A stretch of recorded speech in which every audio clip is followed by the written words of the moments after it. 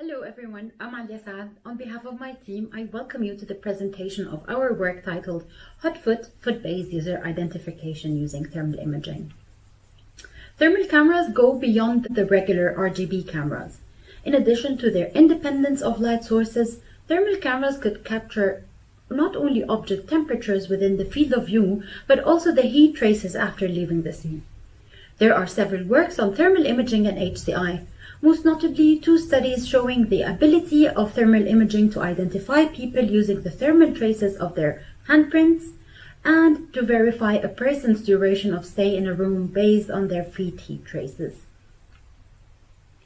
So imagine this scenario. You live in a smart home environment where once you enter a room, you are identified and the whole environment is set up to your preferences without interrupting any of your ongoing tasks. Existing technologies depend on whether a user is at home or not, rather than the user identity, and typical identification approaches depend on user input, leading to interrupted and explicit interactions. Therefore, we introduce HotFoot, a solution that relies on the visual and descriptive characteristics of users' thermal feet, as well as the heat traces to identify users, for personalization as an example. There are different factors that affect the identification performance. People wear different footwear with different material that probably have different thermal transfer properties. In addition, people might walk on different flooring that might also have different thermal properties. In real world, there are combinations to different scenarios of same and different footwear and flooring that might impact the identification performance. To that end, we could summarize the work's research questions as: how accurately can users be identified based on the feature of their feet captured by the commercial thermal camera, and what impact do the floor and the footwear types influence the identification performance? Our research approach is as follows. First, we built a detection system to collect a dataset under realistic conditions, and second, we built different classifiers and predictive models demonstrating how floor types and footwear influence identification accuracy. Starting with the dataset collection. We had several design decisions to answer our research questions. Answering the first question on how accurately can users be identified by the thermal cameras, similar to various biometric-based identification approaches like fingerprint, we decided to let the participants step in with both feet and out of the scene. We mounted a thermal camera in the top view position to capture both feet while stepping in and out, and the thermal traces left after leaving the field of view. To ensure no overlaps between steps and to ease the movement of the camera to different repetitions, we installed the camera on a camera rail. To investigate the impact of floor types upon the identification performance, we recorded the user feet on 3 different flooring: carpet, laminate, and linoleum. There are mainly 2 reasons behind the flooring selection. First, because they hold different thermal properties, and second, because they are 3 of the most commonly used floor types. Finally, to understand how would different footwear influence the identification, we instructed the participants to do the recording in their personal shoes and socks, and to have similar footwear, we bought 1 type of shoe in different sizes to record the participants' feet as well.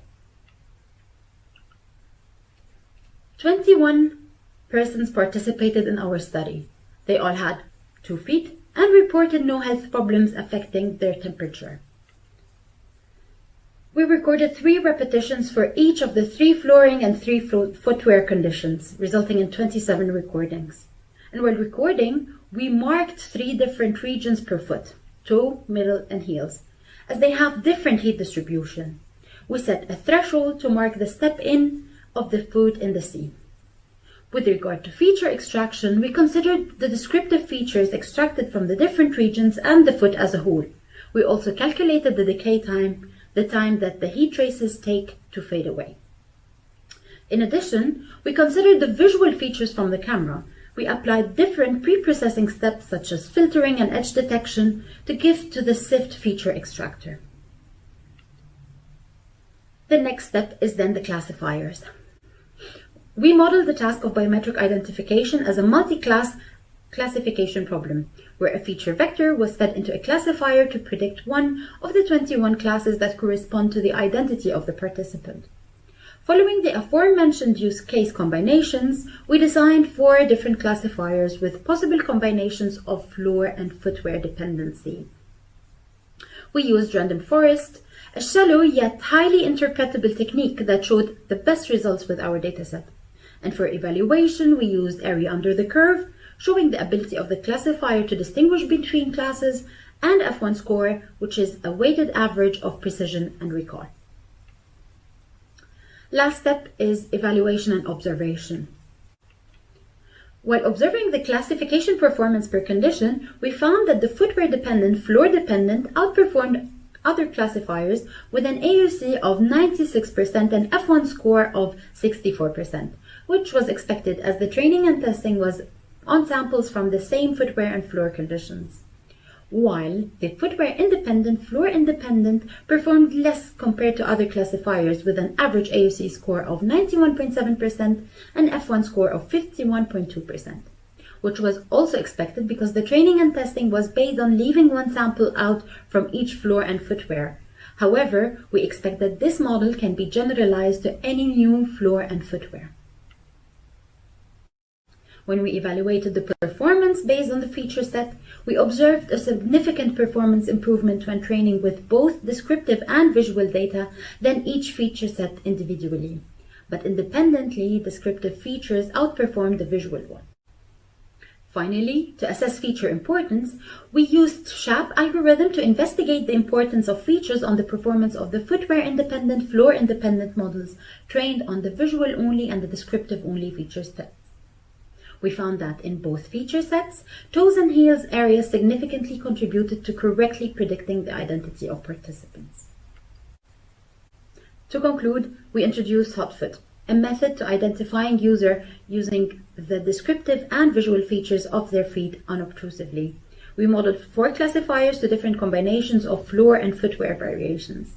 By combining both visual and descriptive features, we reached an average AUC score between 91 and 98.9%. We expect this approach to lead to a continuous, unobtrusive user identification suitable for personalization applications.